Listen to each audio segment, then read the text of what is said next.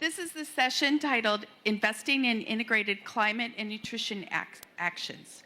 And I want to introduce our moderator, Beatriz Iquesa. Beatriz is the lead global technical specialist for nutrition at the International Fund for Agricultural Development, IFPRI.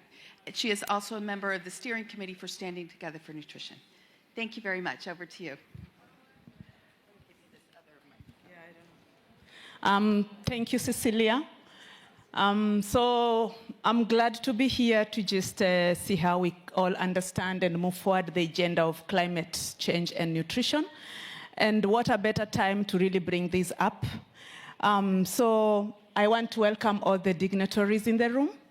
And I really want to also emphasize that the linkages between climate change and nutrition seem very, very obvious.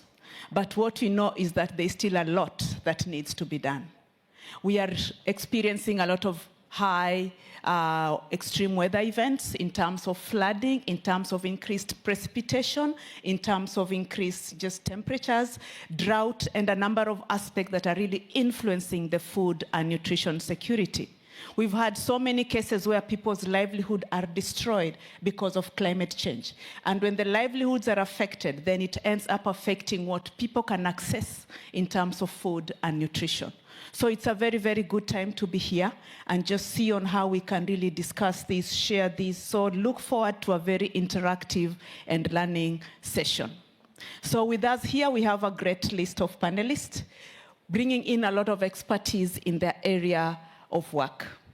And with that said, I would like to introduce our very own Joanna, who's gonna be giving us the overshot or an overview of what really climate change and nutrition means, considering what the work that the SUN movement is doing.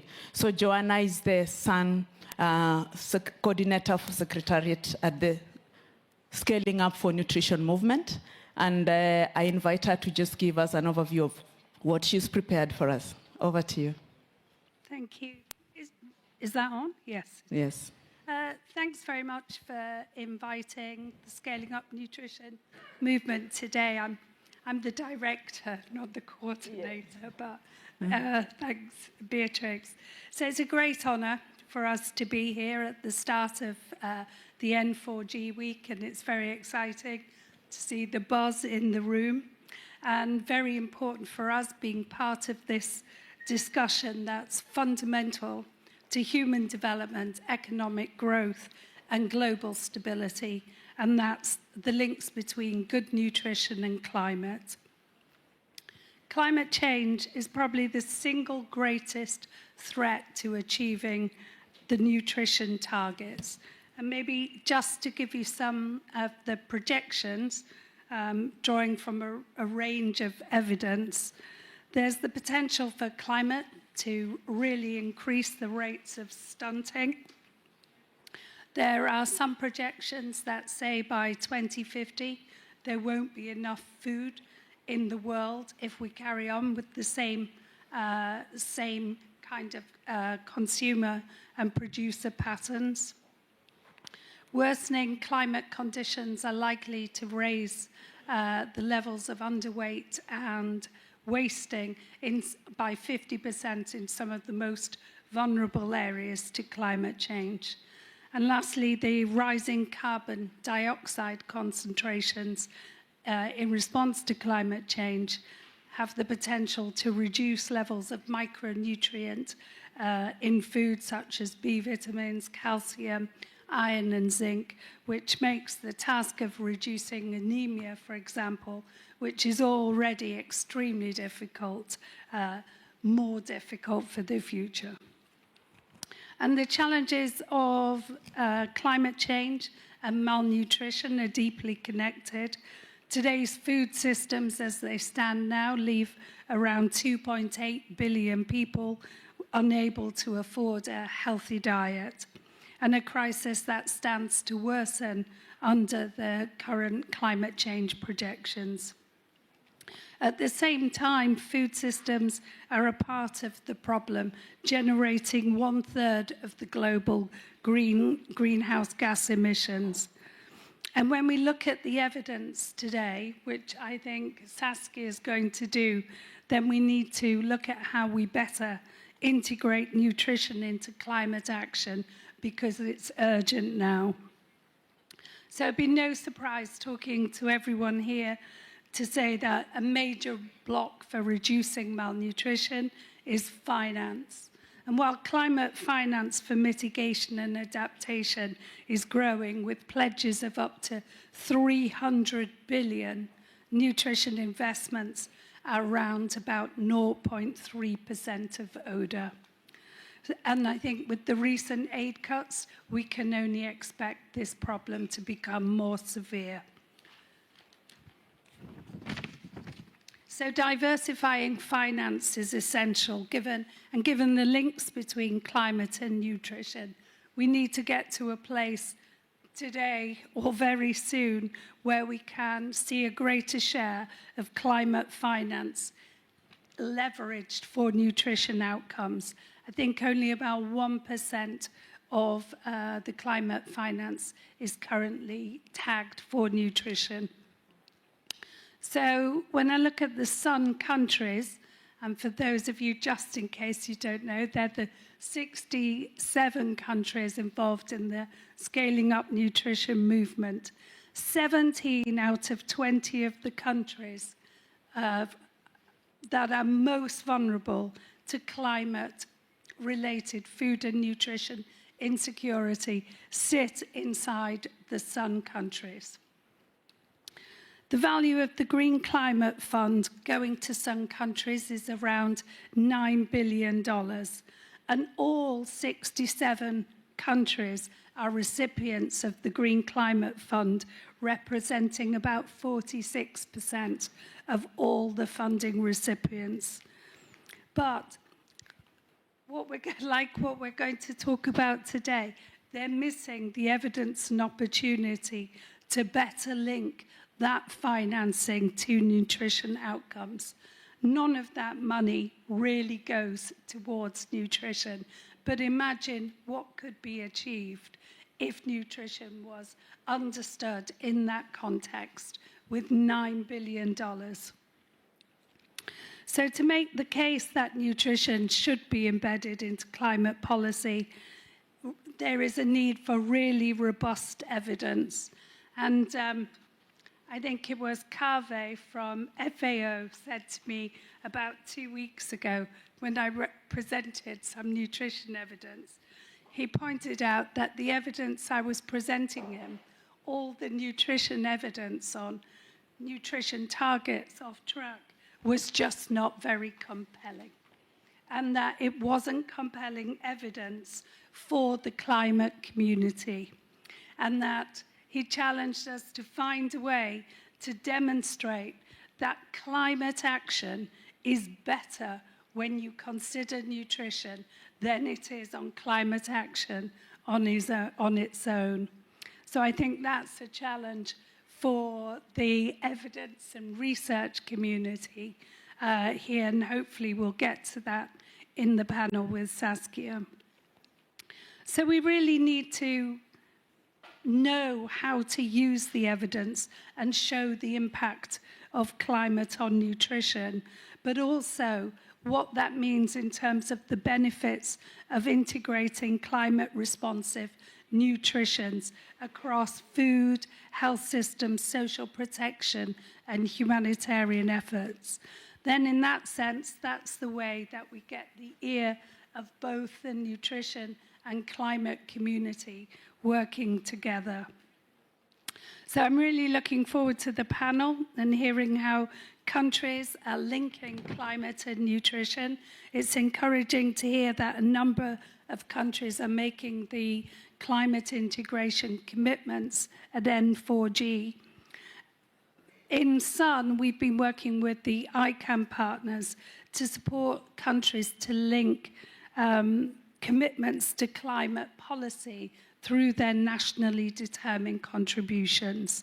So getting a way in which nutrition and health are factored into countries' climate plans. And it's one way for the future that countries might be able to overcome the challenges of integrating nutrition into climate.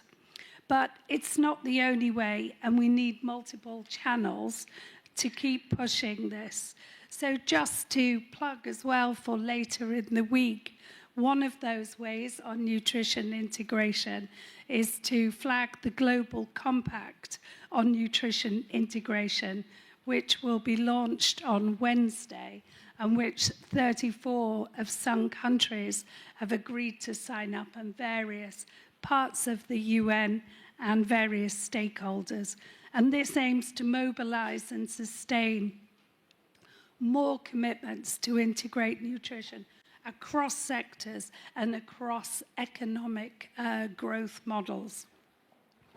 And importantly, the compact will be taken forward in the form of a coalition of compact signatories, and that coalition needs to include the finance community so that we get the chance, when we come to the end of the week in N4G, to have a way to take forward the next steps. So I think with that, I'll hand back to Beatrix. Is it Beatrix? Yes. Thanks.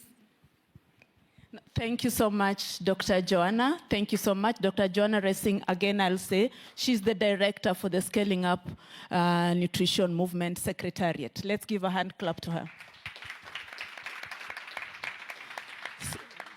Yeah, so to just follow up on those very key and very good welcome remarks, she's talked about evidence, she's talked about coalition, she's talked about seeing on how we can better finance nutrition and leveraging on even the climate funds to be able to move forward.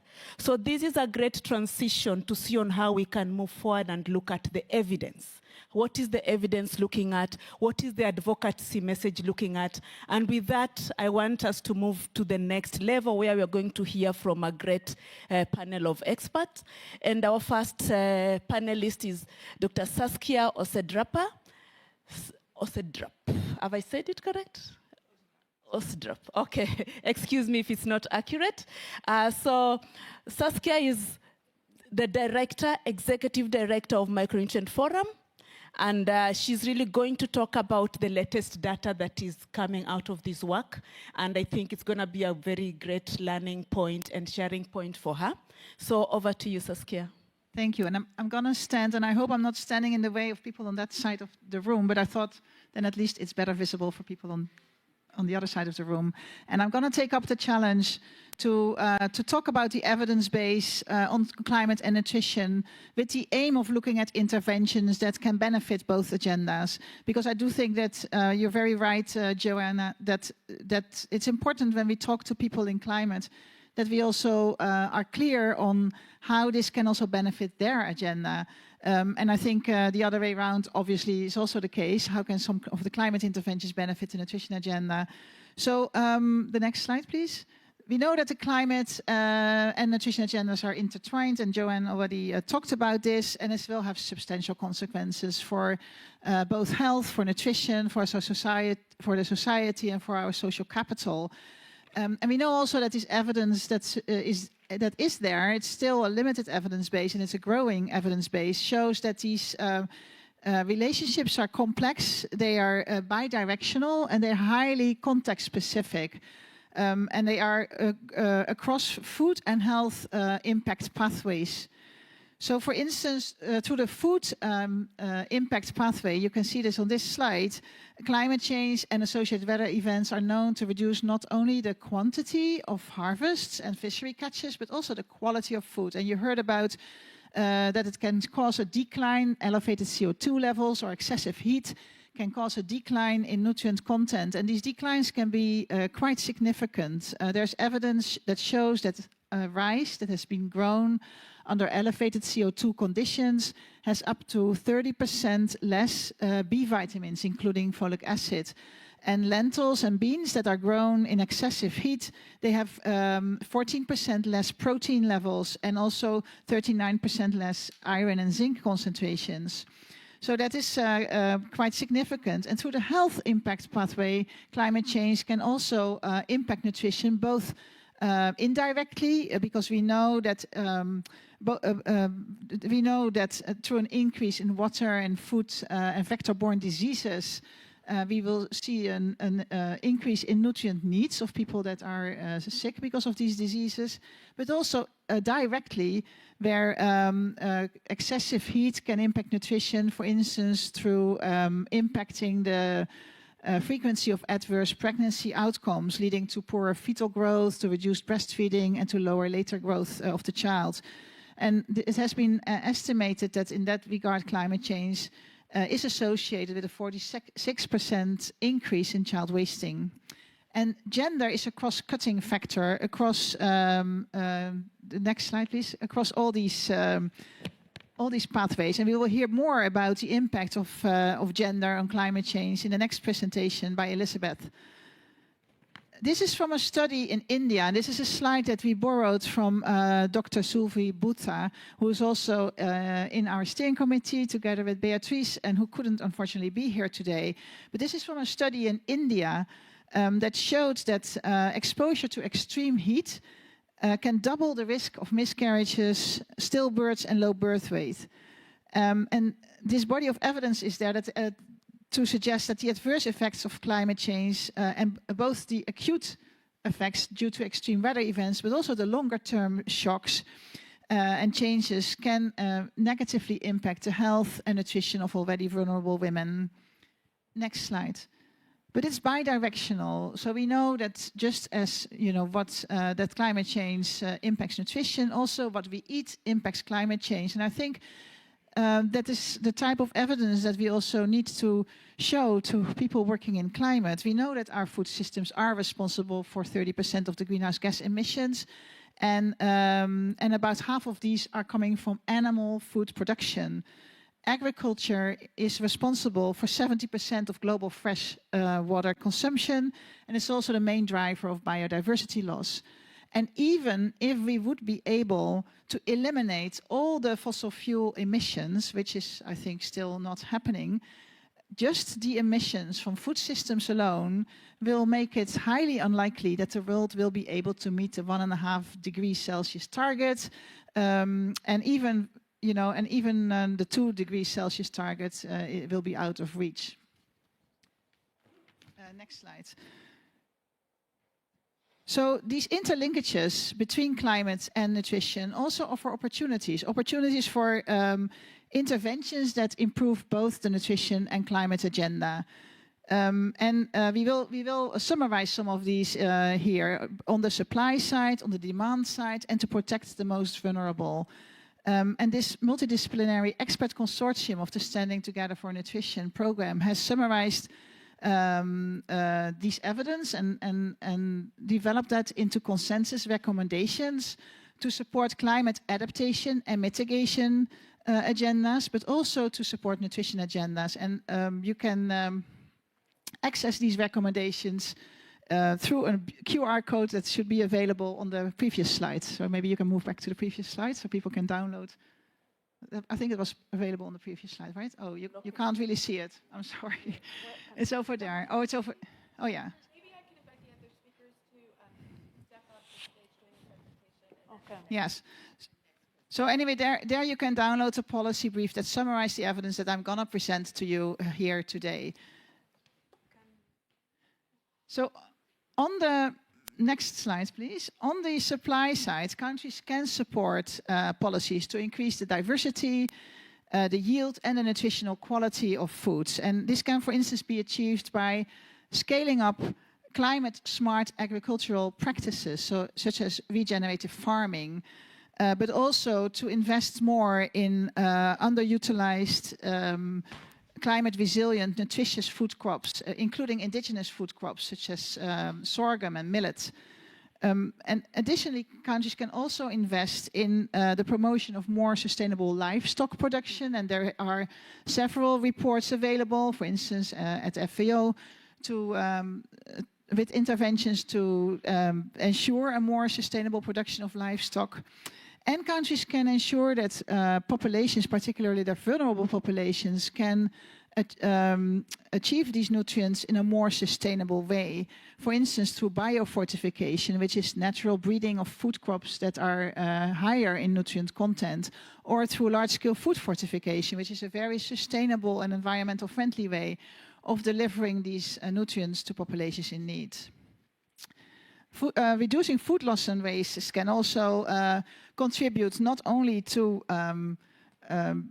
our greenhouse gas emissions, but it can also save consumers, and there's estimates that it can save consumers between 120 to 300 billion if these reductions are 50% or more, and it can increase farmers' incomes and nutritional security. For instance, in the Gambia, food loss programs were associated with a 30% reduction in malnutrition. So in parallel, on the demand side, countries can use policies to create an enabling environment for the shift to sustainable and healthy diets, and that is necessary to mitigate emissions. And national food, sorry, the next slide. Go back to the previous one. National food-based dietary guidelines are very important in that regard. So this includes also aligning food procurement and, for instance, school feeding programs with these national food-based dietary guidelines, and make sure that these guidelines have both health targets but also sustainability targets, and that's more and more now happening in countries. Taxes from unhealthy foods are being implemented in countries, such as sugar taxes, but also some European countries are considering now taxes on meat, which will, again, improve both health but also climate outcomes. And the well-known Eat Lancet diet that has been estimated to potentially reduce greenhouse gas emissions by 42% and reduce diet-related mortality by 20% is looking into diets that have more reduced intake of animal source products and an increased intakes of products that are high in micronutrients and in protein, which is also benefiting the climate agenda. Next slide. And then concurrently, countries can invest in building up the resilience of their population against the impacts of climate change. So these are adaptation strategies. And there's some very interesting evidence coming out there. We know that through some of these interventions that are being delivered through the health and social protection systems, such as multiple micronutrient supplementation for women, or giving more access to these nutritious foods, you can make populations more vulnerable, more resilient against the impacts of these climate shocks. And a study in Pakistan that happened during a time of an intense heat wave gave MMS to pregnant women, and it showed that the women that received a multiple micronutrient supplement were more resilient against the impact of climate change on their pregnancy outcomes. So they had fewer of these pregnancy outcomes as compared to women who had not received that same supplementation. Next slide. So in summary, climate adaptation and mitigation investments can address climate challenges and it can improve nutrition outcomes at the same time. We need further research. There is an overall gap in evidence, and we need more evidence that is context specific. We need to also work with countries to identify that evidence. But at the same time, the work that is presented here already provides recommendations on what can be done to integrate these agendas more at country level. And I think by doing so, we will be able to make sure that the climate and nutrition agendas will benefit if national plans, so the national adaptation plans, but also national nutrition programs address both of these targets simultaneously. So with that, I would like to hand back to Beatrice, and thank you very much. I'm going to move the chairs off. Yeah, thank you so much, Saskia. Thank you so much. Saskia, as we said, she's the executive director for the Standing Up for Nutrition, especially Micronutrient Forum. And thank you for that great speech. Some of the key takeaway points that I was speaking from there is the evidence in terms of how climate change is really impacting on nutrition. She mentioned 46% increase in child wasting due to climate change. She also talked about the linkages between climate change and the nutrient content of crops. She also mentioned the linkages between climate change and maternal health and nutrition. These are things that we really need to keep in mind. And so she also talked about the importance of sharing data between the climate change community and the nutrition community, so as we can be able to see their interlinkages and approach these in a collective way. So thank you so much, Saskia. Another hand clap for her. So next, we also have another great speaker, Dr. Elizabeth Brian. I think she was not able to join us, but she sent a recording. So Dr. Elizabeth Brian is a research fellow at the Natural Resources and Resilient Unit at the International Food Policy Research Institute. She'll be joining us virtually to talk about the gender inequalities in climate change impacts and potential for women to catalyze solutions. So can we have that? Hello, everyone. My name is Elizabeth Bryan, and I'm a research fellow in the Natural Resources and Resilience Unit at the International Food Policy Research Institute. And today I will be presenting on gender inequalities and climate change impacts and potential for women to catalyze climate solutions. So why is it important to consider gender in climate action? There are really two primary reasons. One is that the impacts of climate change are not equally distributed. In many contexts, particularly where there's a high degree of gender inequality, women are more likely to experience the negative impacts of climate change. And second, women also play important roles in increasing climate resilience and contributing to adaptation and mitigation actions. So the literature on gender and climate change has actually grown quite substantially over the last decade. And this literature shows that there are significant gender differences in vulnerability to climate change due to several factors, including different levels of exposure and sensitivity to climate hazards based on things like gender differentiated roles in agriculture, or gender differences in the crop and livestock choices of men and women farmers, and the different degree of dependence on agricultural livelihoods. Women also tend to have more limited resilience capacities to cope with climate shocks and adapt to long-term climate changes, given lack of access to key resources and services needed for adaptation, things such as control over land or access to climate information. And there are also social norms which may limit women's mobility or which may determine the types of livelihood activities they can engage in. Women are also less likely to have decision-making authority and leadership presence in many spaces where climate decisions are made, from the household level to the global level. And this can then lead to the adoption of practices or technologies that do not meet women's needs and could actually exacerbate gender inequalities.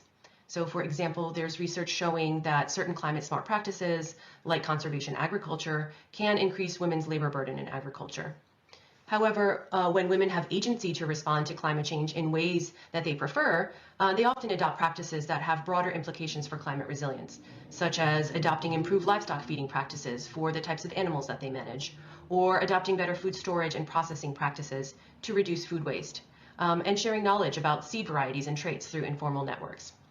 So addressing gender inequalities in agri-food systems and in climate responses is not just important for the goal of achieving gender equality. Women's empowerment also has instrumental value for achieving other development outcomes through climate actions. So one example of how climate change affects men and women differently is through gendered labor allocation. Recent studies focus on the effects of climate extreme events, namely heat waves and droughts, on labor supply in agriculture.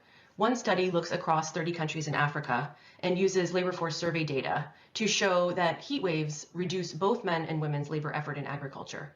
However, women's labor supply in agriculture reduces less than men's, likely due to having fewer off-farm livelihood opportunities.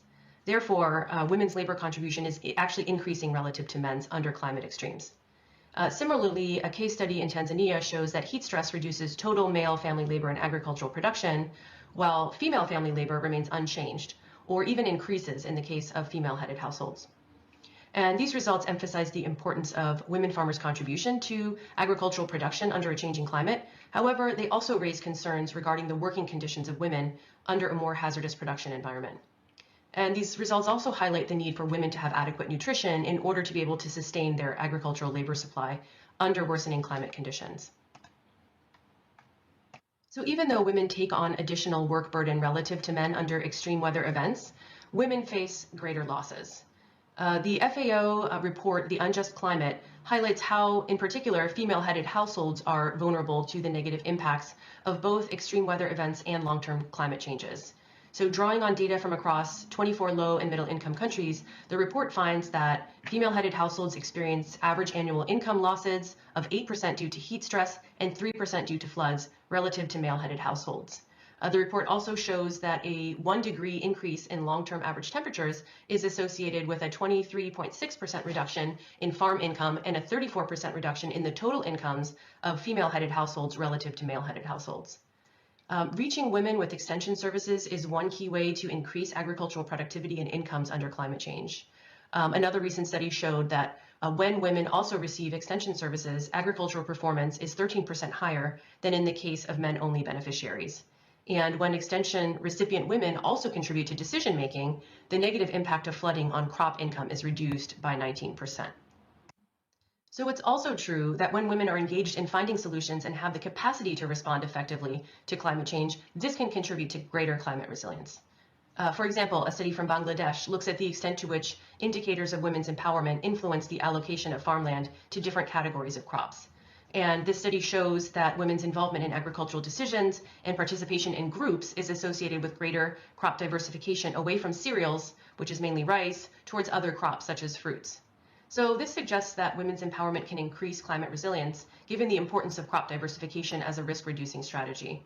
And there are also potential benefits for nutrition if crop diversification leads to an improvement in dietary quality. Women also have key roles to play in strengthening climate resilience and improving nutrition along agri-food value chains.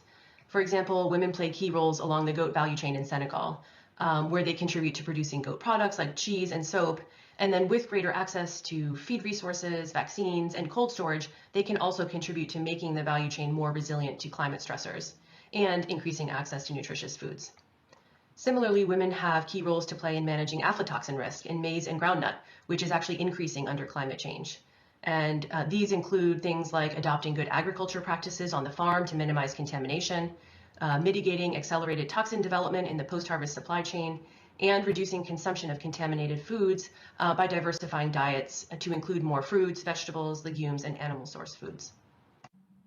So while the research has grown substantially, there are still several remaining research gaps on the gender, climate change, and nutrition nexus.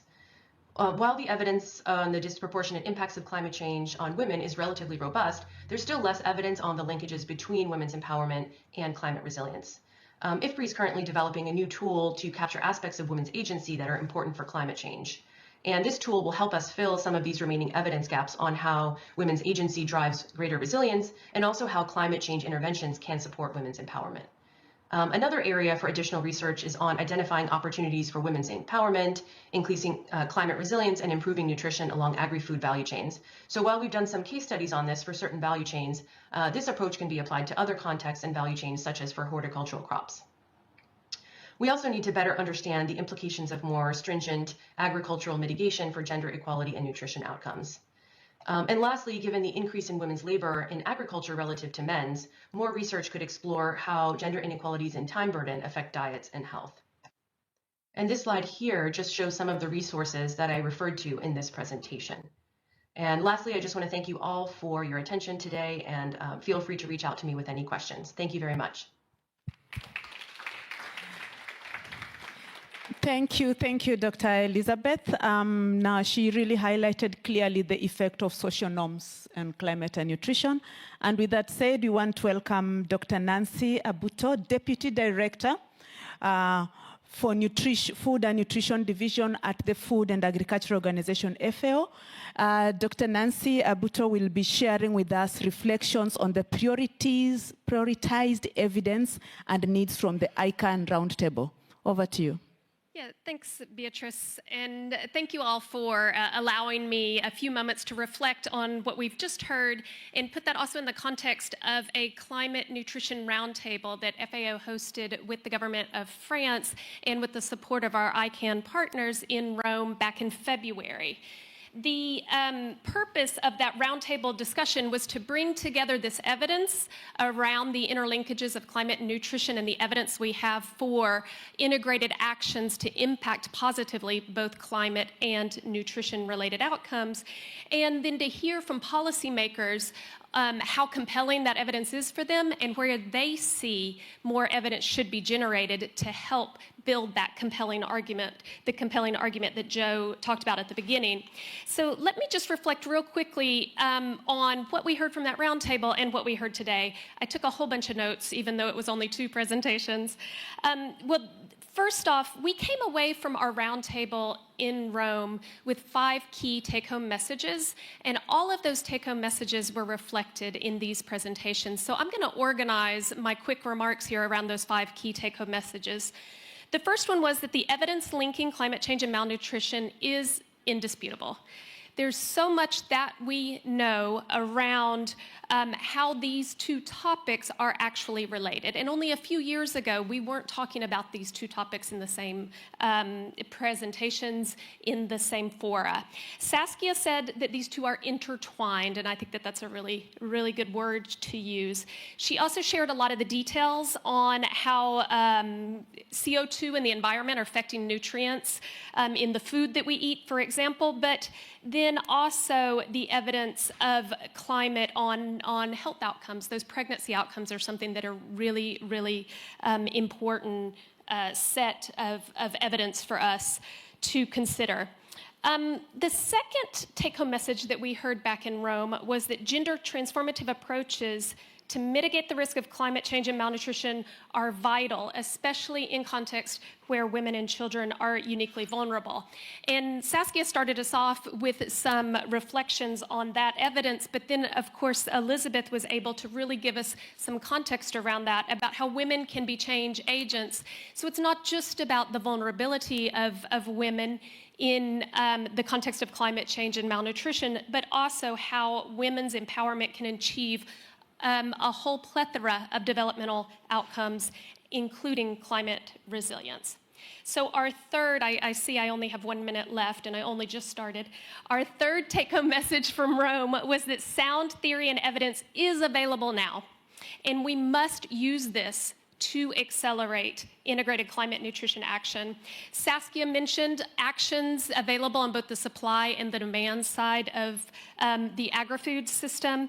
We heard specifically national food-based dietary guidelines that consider not only nutrition but also environmental outcomes. For example, sustainable public food procurement, fiscal policy, etc. So we do know some actions that we can take now, and we need to continue to work to scale and enhance those.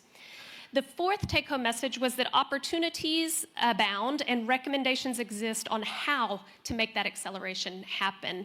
And I'll actually give 2 examples from Rome.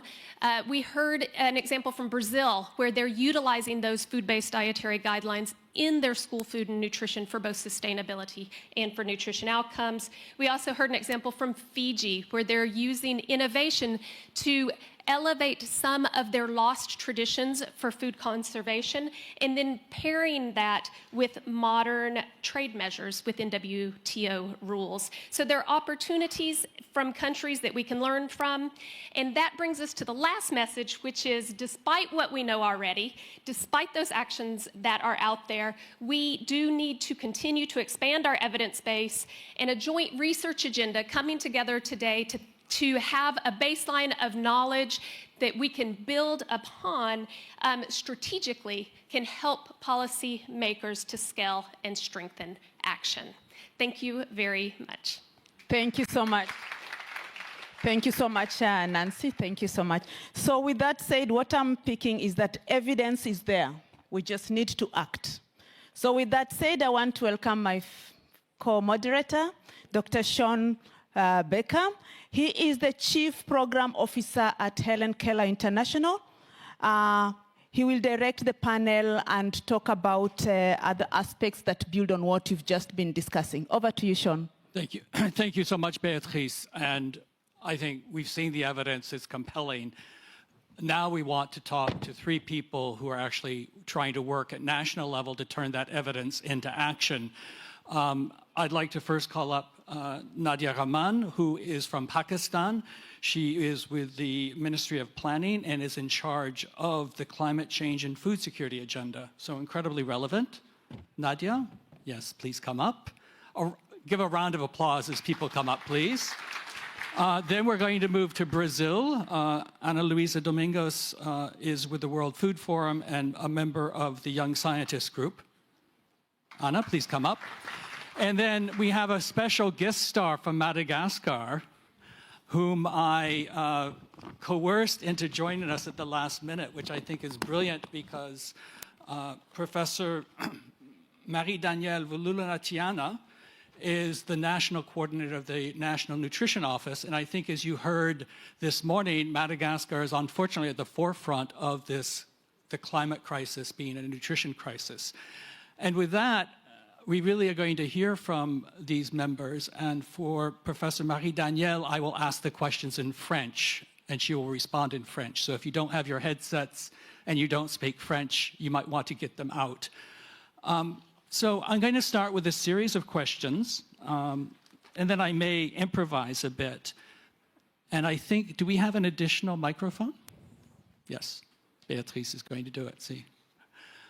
The first question, I'll go to you, Nadia, and thank you again for joining us. You sit in a very special position, and you see this evidence every day. And can you tell me what are the major barriers that you have faced or the major lessons learned of turning this evidence into integrated policies and programs? Thank you very much, Sean. We have heard several presenters before. Just the challenge and the scale that we are faced with. The drivers of stunting and malnutrition are manifold, and they come from different sectors. And the biggest challenge that we face as policymakers is the fragmentation of policy space. So health policies, agriculture policies, water, social protection policies, and then wash and hygiene practices, those policies are made in different ministries. And in many countries such as ours, which is a country of 240 million people, many of these policies have been devolved to the provinces. So over the past 30 years, over 3 decades, the numbers in Pakistan in terms of stunting have not changed. Over 40% of the population is stunted, of children under 5. And we've had many programs funded by development partners, by provincial governments, federal government. But the figures in terms of the changes, there hasn't been any. It remains, the level of stunting remains at over 40%. And the diagnostics indicate that the problem of addressing stunting has to be at a household level. So you have to provide all services at the same time, whether it's clean water, nutritious foods, the vaccines and nutrition supplements, maternal health care at a household level. So that is where we need to really downscale and target our efforts. And that's why the importance of collaboration and coalitions is extremely important. And we are here at the Civil Society Organizations Pavilion. So working together to address this issue and scaling it down and targeting at a household level is imperative. Otherwise, we are not going to see any numbers move. Piecemeal interventions in different parts of the country at different parts at different times have not been able to make any difference. So for us, I am at the Planning Commission, so this is my portfolio is integrated. I have food security, nutrition, and climate change. So the opportunity here is that for all public funded projects and all debt financed projects, at this forum, we can bring in a climate and nutrition screening lens. And we can pair, any project that is approved, whether it's a water supply scheme or an agriculture project, one can add a nutrition lens to it and pair the two outcomes. And that can be done through a rigorous screening mechanism at the government level for projects that are being funded through climate finance or through development finance, or through the government's own exchequer. So we have the lever to be able to screen our projects. I should keep my comments short, right? Okay. Yeah. But I am going to come back because I think one of the questions I'm going to come back with is how can other governments follow that example and have somebody like you at that center of this complex fragmentation? And I'm going to turn over to you. You're in a quite unique situation of being a scientist actually trying to influence policy and programs, and share with us some of the lessons learned and some of the obstacles and then some of the success stories. Okay, hi everyone. So thank you for having me here. So I'm from Brazil, so I'm gonna share a little bit of our experience there. One, and I'm using my researcher hat today, we just approved our national food basket in Brazil, a new food basket in Brazil, relying on the dietary guidelines that I think it was Nancy, she mentioned. So during this process, we use a lot of data, so evidence data to understand how we have to, why we need to build a national food basket based on social biodiversity food from healthy food and avoid unhealthy food there. So it was a great example on how we used science and how we use great data to support the creation of national food basket. But one example that I want to give to you, it's in Brazil, for example, researchers from the University of São Paulo, they just create the Brazilian Multidimensional Index for Sustainable Food Systems. So we have, in a nutshell, we have 46 indicators divided in 4 domains, so social indicators, nutritional, environment, and economic indicators. So it's a great example of integration of data. And I mentioned this because it's super important, because the authors, they were able to identify 4 different food systems in Brazil, completely different food systems in Brazil.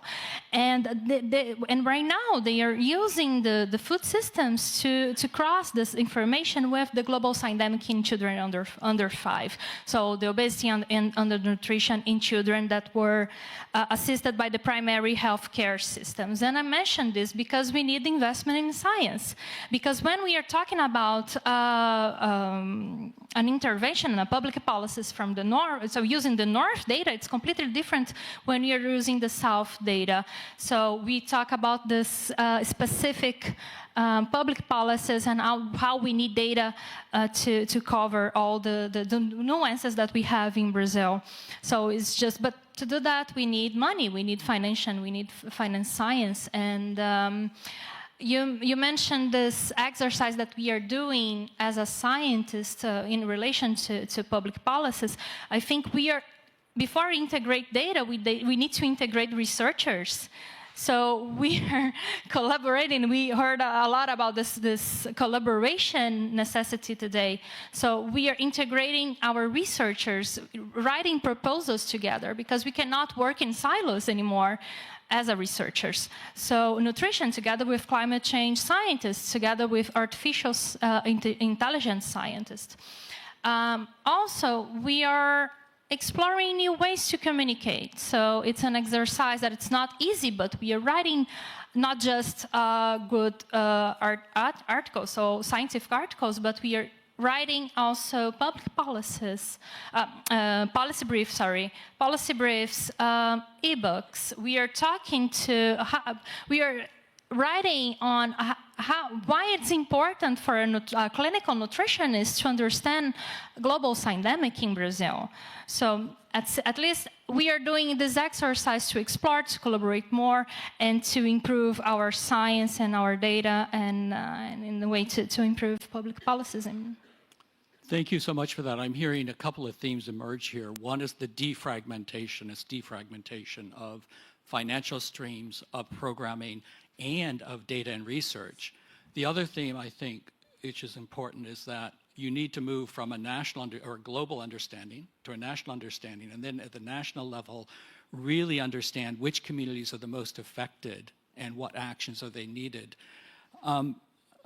Professor Marie-Danielle, encore merci d'avoir accepté. Professor Marie-Danielle, thank you so much for accepting to come up and come here at the last minute. Please give her a round of applause because we talked with her during a lunch and she accepted to join this panel. And I think for those of you that were there this morning, we saw that in Madagascar, this is a country that is extremely impacted by the climate crisis. And also, as a nutrition expert, you've already talked about how you've been able to integrate nutrition and climate within your public policies. And we'd love to hear from your experience and for you to share your experience, but also the challenges that you faced and what you'd recommend. Thank you so much for having me. I'm delighted to be participating in that panel, which is an extremely important panel for every single person here, but also maybe a bit more specifically for Madagascar. Madagascar is one of the most vulnerable countries when it comes to climate change. We've got many droughts, a lot of drought cycles, and since the beginning of January up until March, we've already had 5 cyclones. Usually we have 2 to 3 cyclones a year, and so here you can see 5 cyclones within 3 months. It leads to devastating consequences.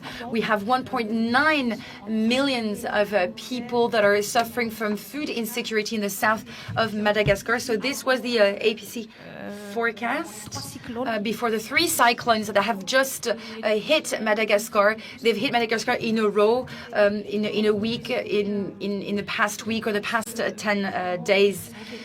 So you can see that the context or the situation in Madagascar is quite worrying because they are extremely vulnerable to climate change and to cyclones in particular. So Madagascar has decided to deliver 6 commitments, and one of these commitments is the one regarding the environment and so climate change. And so here we really focused on food systems, climatic shock, and so on. And so the government of Madagascar has just adopted the Messier Decree at the very beginning of the year. This is a decree that makes sure that fundings are compatible with our fight against climate change. And so here the idea is to really focus on this type of financing, and so to focus on activities and interventions that are nutrition sensitive and climate sensitive as well. So this is what's happening in Madagascar at the moment. And those 6 commitments are going to have consequences on the update of our public policies, our multi-sectorial public policies, which is going to integrate the systemic approach of our policies. We've got 5 systems in place already: social protection, health, food security, and education. We also have a WASH program in place, and the idea here is to try and give a better framework to all of these interventions and have it in a legal and strategic framework as well. So interventions, of course, that will be implemented to fight against climate change. So in terms of coordination, this is what I was saying. We're talking about systemic systems, and we're going to add a 6th system here with environment and sustainability, because we might have maybe a lack of evidence, but a lack of evidence that is linked to Madagascar, because we've got a link with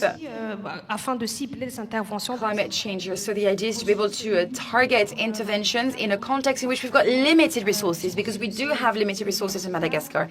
So it's important to take this into consideration as well, so that we can better target the populations and we can also optimize the resources that we have. We're also working very closely with our partners to try and measure the impact of climate change on nutrition indicators and vice versa. And the ONN, the National Office on Nutrition, is also leading or conducting an analysis. And so they're using a tool that integrates climate change, so that we know how to prioritize the actions that we'd like to implement in Madagascar. We're talking about immunization, nutrition, So it's important to have evidence so that we take into consideration the fact that Madagascar has very limited resources. And now in terms of funding, in terms of finances, we've got the GFF, of course, that has a very broad program in which objectives linked to the better access to nutritious food should be incorporated. So it's really important for us to be able to integrate that. It's all of the commitments that we want to carry, that we want to see integrated in public policies as well. We want nutrition-sensitive food systems, and this is how we'll be able to use these funds. And the idea here, of course, is to reinforce our strategic plan. So I would say that, Madagascar is probably in the right direction to succeed when it comes to this integration of climate and nutrition, knowing that we are an extremely vulnerable country. I was so lucky to be able to trap you over lunch and have you share your experience, because I think it's an incredible experience that Madagascar is sharing with all of us. And I think there's another theme there that I think there's clearly enough evidence that we need to act, but we also need to keep generating evidence, particularly evidence that's tailored to context and is testing things. So I think we're in this what can be uncomfortable for researchers is like, sometimes, we want another study. It's like we need to act and keep studying at the same time, right? We are here in the build-up to Nutrition for Growth, which is all about driving in new funding and changing policies. And so, Nadia, I would like to start with you, and we only have about 4 minutes left, so we'll have to be very short. If you would look at if you had to absolutely prioritize, so you were going to be speaking with your Minister of Finance, and you could ask for one or two things, what would be the key things you would say you need to financing? And what have been some of the things that you've actually done a lot of innovation of bringing these funding streams together? So some things you could share with us. Je pense... Yes, to finance. What do you see are the absolute funding priorities? And then what have been some of your experiences of innovations to get funding into addressing nutrition and climate? Right. Thank you, Sean. So as we speak, we have been developing new streams of funding to finance our climate and nutrition portfolio. We've developed a sustainable finance framework, which identifies, it's a framework for green bonds and also social bonds, and it identifies a taxonomy of what kind of activities would classify for funding. And we've included nutrition-specific and nutrition-sensitive interventions in it very categorically. So this taxonomy is going to be used for the government to roll out, to access green bonds, and right now we are going into the Chinese capital markets through a panda bond issuance.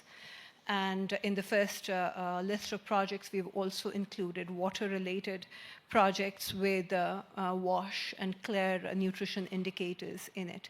So this is, one instrument is to target bonds. The other is blended financing instruments, where this would be largely used for climate finance, but if we pair and screen climate projects and bring in a nutrition lens to it, it will have nutrition outcomes too, right? So while we are establishing the link between climate and nutrition, the government can use pairing, that even if we are getting funds for a climate project, it should have nutrition outcomes. Yeah, and who doesn't love a double win, right? Yes. Yeah.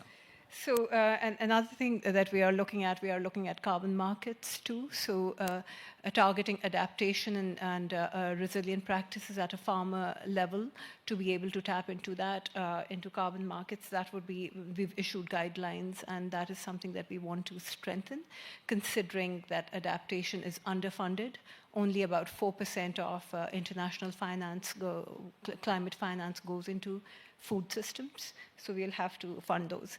And lastly, a very important aspect, since we are talking about climate and nutrition, is disaster risk finance. Okay. So instruments for contingent credit and also parametric insurance for vulnerable communities. And this is something that we have put together with the Asian Development Bank, a disaster risk finance framework. So these are some of the things that we've rolled out already.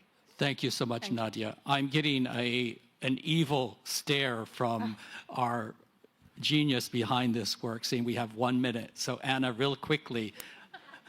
1 minute. Well, no, you actually have 30 seconds because you need to share your minute with Marie-Danielle. What would be your key ask in terms of things to finance? Update data, because we are using data from 2010. So I think to update data and to improve the granularity. So update national, subnational, city level, and disaggregate data, and when can have more information on it. Merci, Marie-Danielle. Marie-Danielle, 30 seconds left. So what would be the top priority for funding in Madagascar? Well, first priority. So we have one example. We have a multi-donor common fund funding a community resilience project. We're also looking for innovative funding with the involvement of MPs in Madagascar that will enable us to dedicate funds at the level of the city halls, because this is what we need to prioritize, especially for the regions of the south of Madagascar. We need to have access to innovative fundings and multi-donor common funds. Have a big round of applause for our panelists. Thank you so much. And then I think my next task is to introduce, I have to go to my notes, Sarah Lahaye, who is with the Global Alliance for Improved Nutrition and heads up the Initiative for Climate Action on Nutrition. Is that right? ICAN. Yes, and I'm going to pass this over to you. But before I close, I was going to actually share a quote that stuck with me from a young UNICEF Goodwill Ambassador, Vanessa Nakat, who was speaking at a forum to mobilize resources for wasting back at the UN General Assembly in 2022. And she had just visited the Horn of Africa and seen the devastation of the climate crisis. And she reminded us that those families facing the impacts of climate had nothing to do with creating this crisis, and said there is no climate justice without nutrition justice. So with that, Sarah, I'd like to pass it over to you. Thank you. Yes. 15 minutes. Yes. Okay. And then we can start your session if that's okay. Okay. It's on the timing. It starts at 2:30. That's why. She wants to take a 15-minute break now. I mean, mine will do 2 minutes. Okay. Yeah. Okay. And it'll be 2 minutes, and I'm done. Okay. Sorry. Sorry, everyone, dealing with things running over. Thank you, Sean. There you are. And thank you to the panel for sharing about your country's experiences in implementing integrated climate and nutrition action.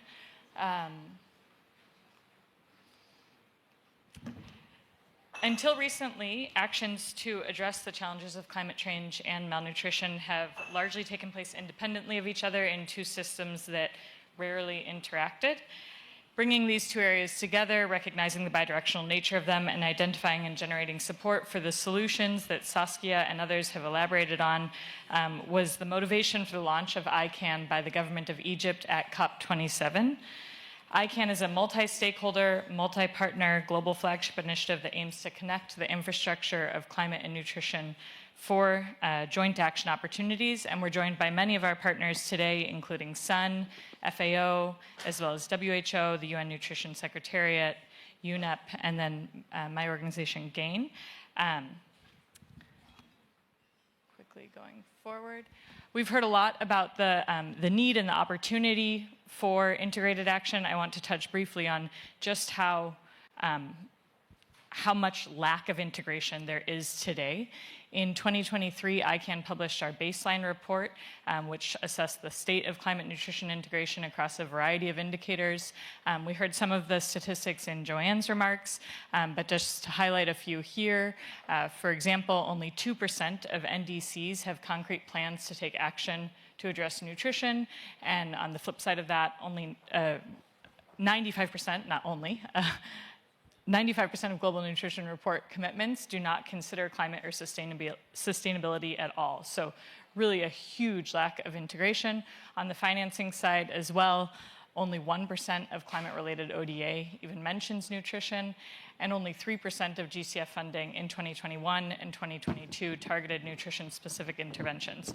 So there's huge opportunity and huge need to advance integration. And in not doing so, we're missing opportunities for both climate and nutrition action. To tackle this lack of integration, ICANN is advancing 5 pillars of work. First, we provide targeted support to strengthen national policies, plans, and strategies for integrated country action. This year, we're working specifically actually with Nadia's colleagues in Pakistan, as well as with the governments of India and Nigeria, to identify opportunities for integration and move those forward. We're also laying the groundwork for similar work in Brazil, as well as Kenya, Tanzania, Cambodia, and other countries. Second, we are amplifying efforts to integrate nutrition and climate to highlight best practices and successful examples through events like today's. Third, we are working to mobilize finance and the private sector to address nutrition and climate together, addressing the fact that the funding streams for the two sectors are still very siloed and misaligned.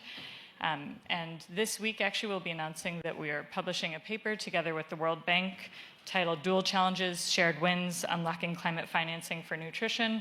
I don't have time to go into the details of the methodology today, but essentially it identifies climate. I think my time's up. So we'll make sure the paper is well publicized after.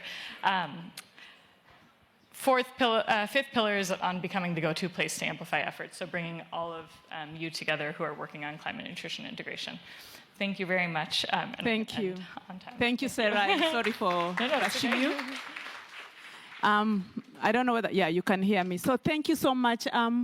As we wrap this up, I want to say that we do not have time for questions and answers, but I do request that you reach out to our great speakers and the panelists who've really shared a lot on climate and nutrition. Please consult them and get any more details that you can. You can also reach on some of the links to some of the presentation institutions to just get more details.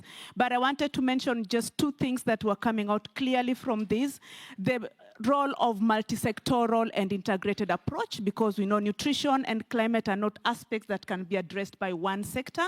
The other thing is an enabling environment. That's why we've talked about the food-based dietary guidelines and other information that is being put together.